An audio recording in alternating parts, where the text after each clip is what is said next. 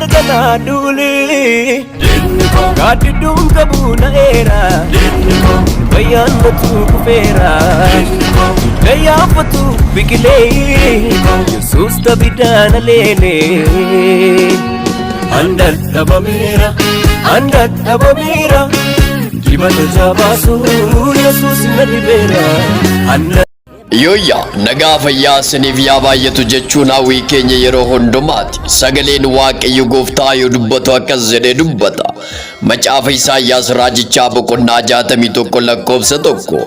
Hafuurri Waaqayyo Gooftaa ana irra jira. Sagalee misiraachoo warra gadadamoota akkan himuuf. Waaqayyo na dibeera. Warra garaan isaanii cabe akkan fayyisuuf. Warra booji'amanitti gadi dhiifamu. Warra hidhamanittis hiikamu akkan labsuuf. Inni na ergeera jedha. Maarree waldaan humna hafuura qulqulluu guutuu addunyaa gaafa guyyaa adoolessa 4 bara 2024 akka lakkoofsa Awurooppaatti guyyaa sadiif kan turu hundeeffama ishee waggaa arfaffaa sababeeffachuun waldattiin konfiraansii hafuuraa guddaa qopheessitee jirti.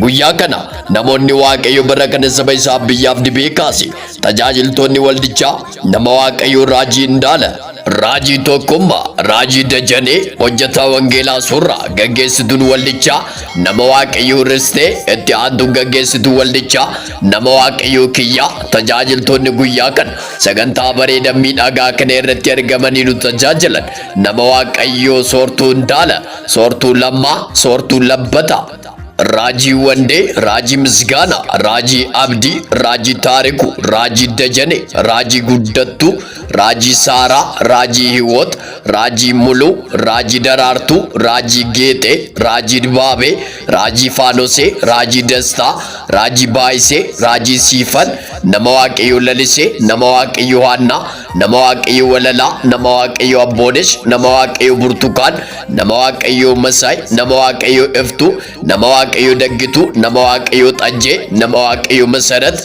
nama Waaqayyo Alamitu, nama Waaqayyo Askaala, nama Waaqayyo Hayaat, nama Waaqayyo Sisaay, nama Waaqayyo Qananii, nama Waaqayyo Daraartuu, nama Waaqayyo Leewii, nama Waaqayyo Warqinesh, nama Waaqayyo Dastaa, nama Waaqayyo Immabeet, nama Waaqayyo Asteer Faadha.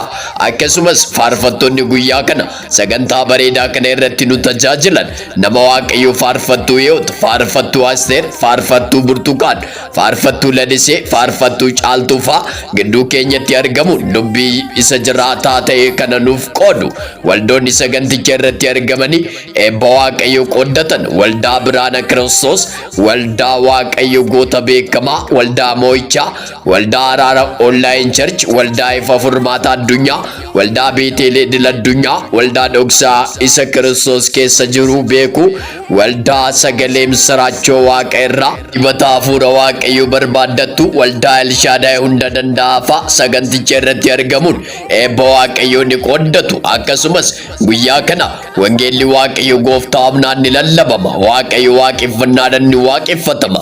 Dhukkubsattootaaf ni kadhatama. Namoonni sagalee raajitiin ni jajjabeeffamu. Lubbuu haaraadhaaf waamichi ni godhama. Eeyyen sagaleen Waaqayyo Gooftaa gaafa dubbatu akkas jedhee dubbata. Macaafa faarfannaa boqonnaa 66 lakkoofsa 5 koottaa wanta Waaqayyo godhe ilaalaa inni hojii isaa isa namoota biratti mul'atu ni sodaatama jedha. Eeyyen guyyaa kana irraa hin hafamu. Hundi keessan affeerramtaniittu koottaa qooddattoota eebba kanaa ta'a yemmuu isiniin jennu gammachuu guddaadhaan iddoon ergama keenya karaa onlaayinii waasaappii irratti waldaa humna hafuura qulqulluu guutuu addunyaa keessatti nu argattu. Odeeffannoo dabalataaf bilbila keenya duwwaa 920617589 yookaan eda'u 96655154 duwwaa 926 heloo yoo jettan nu argachuu dandeessu. Yesus Kiristoos har'as borus amma bara baraatti sanuma waldaa humna hafuura qulqulluu guutuu addunyaa.